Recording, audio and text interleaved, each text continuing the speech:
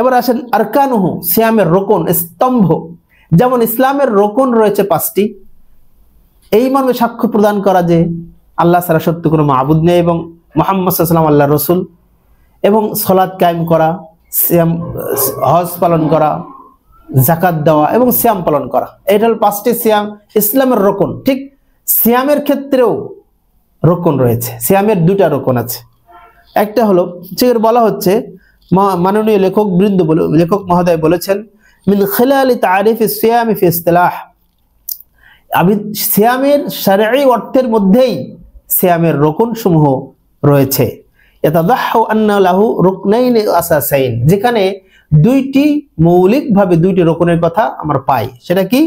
আল আউয়ালু, প্রথমটা হলো আল ইমসাকু আনিল মুফতারাত মিন তুলুইল ফজর ইলা গুরুবিশ শামস, যে ফজর উদয় হওয়ার পর থেকে তথা ফজরের আজান হওয়ার পর থেকে সূর্যাস্ত পর্যন্ত সিয়াম ভঙ্গকারী সকল বিষয় থেকে দূরে থাকা। এটা হলো প্রথম নম্বর রোকন।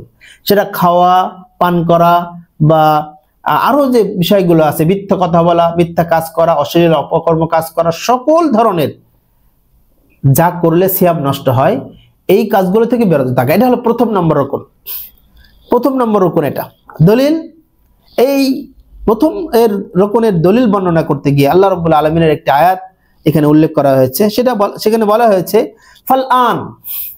ফালআন বাশিরুহুন্না ওয়াবতাগু মা কাতাবাল্লাহু লাকুম।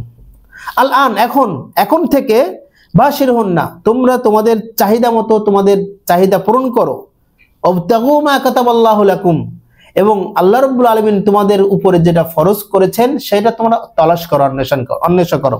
সম্মানিত দর্শক ও শ্রোতা মণ্ডলী, এই আয়াত দ্বারা বোঝানো হয়েছে যে একটা সময় রমাদানের বিধিবিধান ছিল যে সিয়াম, গোটা রমজান মাস যখন প্রথম ফরজ হয় তখন এই আইন ছিল যে রমজান মাস 30 দিন রাতে বা দিনের বেলায় নারী পুরুষ বা স্বামী স্ত্রী মিলন করতে পারবে না, সহবাস করতে পারবে না।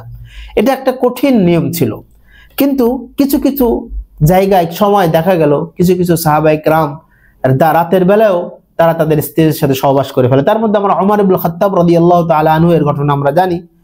তিনি রাসূলুল্লাহ সাল্লাল্লাহু আলাইহি ওয়াসাল্লামের কাছে এসে তার এই অবস্থার কথা অভিযোগ করলে আল্লাহ রাব্বুল আলামিন ওমর ইবনে খাত্তাব রাদিয়াল্লাহু আনহু এর অনুকূলে এই আয়াত নাযিল করেছিলেন। ফালআন, এখন থেকে, বাশিরুহুন্না, তোমরা তাদের সাথে তোমাদের মিলন করতে পারবে, ওয়াবতাগু মা কাতাবাল্লাহু লাকুম, এবং আল্লাহ তাআলা যে বিষয়গুলো তোমাদের জন্য লিখে রেখেছেন সেগুলো তোমরা তালাশ করতে পারবে, অন্বেষণ করতে পারবে। তার মানে রাতের বেলায় স্ত্রী সহবাস করা জায়েজ রমজান মাসে।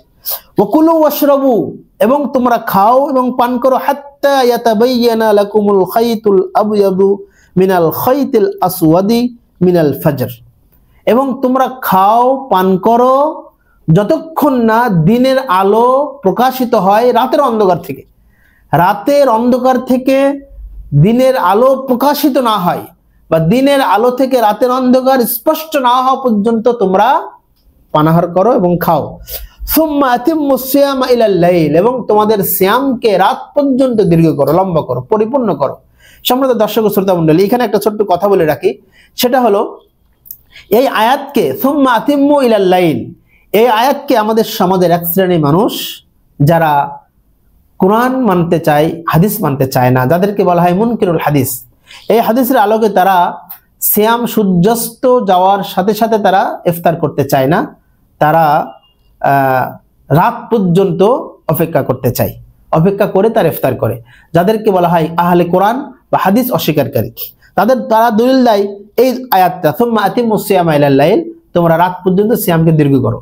কিন্তু তাদের মতো হতভাগা আমাদের বর্তমান সমাজে খুবই কম রয়েছে, কারণ মানহাজগত বিষয়ে ত্রুটি থাকার কারণে তারা কোরআন এবং সুন্নাহর বুঝটা নিজের মতো বোঝার কারণে তাদের ভিতরে যত বিভ্রান্তি আমরা দেখতে পাই। মূলত সুম্মা আতিম্মুস সিয়ামা ইলাল লাইল, তোমরা রাত পর্যন্ত সিয়াম পালন করো, এর অর্থ হলো যে অন্য একটা হাদিসে রয়েছে যেটা রাসূলুল্লাহ সাল্লাল্লাহু আলাইহি ওয়াসাল্লাম যেখানে বলেছেন যে ফাইদা গারাবাতিশ শামস ফাকাদ আফতারা সায়েম, যখনই সূর্য পশ্চিম আকাশে অস্ত যাবে তখনই সিয়াম পালন করে ইফতার করবে। এটা হলো এই আয়াতের ব্যাখ্যা।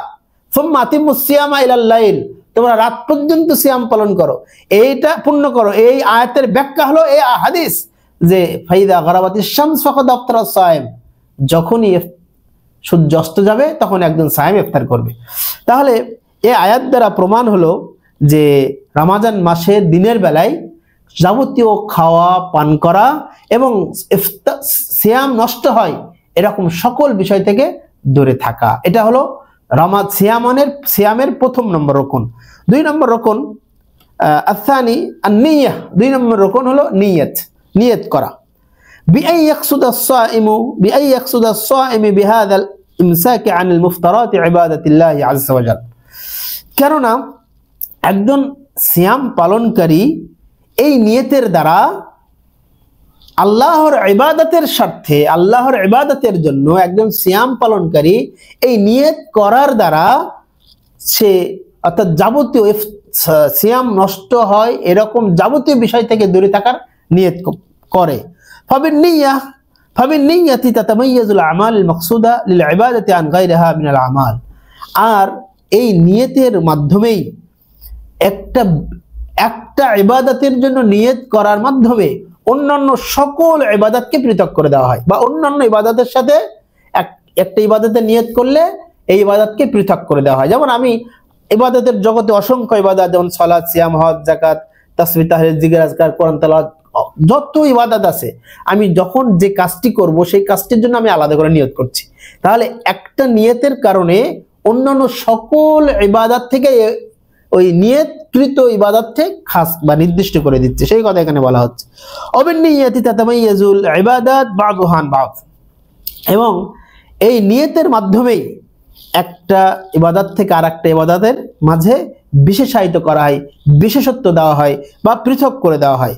ফায়াকসুদুস সায়েম বিহাদা সিয়াম। সুতরাং একজন সিয়াম পালনকারী নিয়ত, এই সিয়ামের নিয়তের মাধ্যমে এই মর্মে সিয়ামের নিয়ত করবে, সেই সিয়ামটা হতে পারে ইম্মা সিয়াম রমাদান, সেই সিয়ামটা হতে পারে রমাদানের সিয়াম, অথবা সেই সিয়ামটা হতে পারে অন্য অন্য নফল সিয়াম, যে কোনো নফল সিয়াম হোক বা ফরজ সিয়াম হোক, যে কোনো সিয়ামের ক্ষেত্রে নিয়তটা করতে হবে। এই নিয়তটা হলো সিয়ামের 2 নম্বর রকন। এই দলিল হাদার রকন, এই রকনের দলিল বর্ণনা করতে গিয়ে লেখক মহোদয়গণ একটা হাদিস নিয়ে এসেছেন, মাশহুর হাদিস। রাসূলুল্লাহ সাল্লাল্লাহু আলাইহি ওয়াসাল্লাম বলেছেন, ইন্নামাল আ'মালু বিন্নিয়াত ওয়া ইন্নামা লিকুল্লি ইমরিইম মা নাওয়া। নিশ্চয়ই প্রত্যেক কাজ নিয়তের উপর নির্ভরশীল। সুতরাং মানুষ যা নিয়ত করে তার নিয়তের ভিত্তিতে তার কার্যক্রমগুলো পরিচালিত হয়ে থাকে।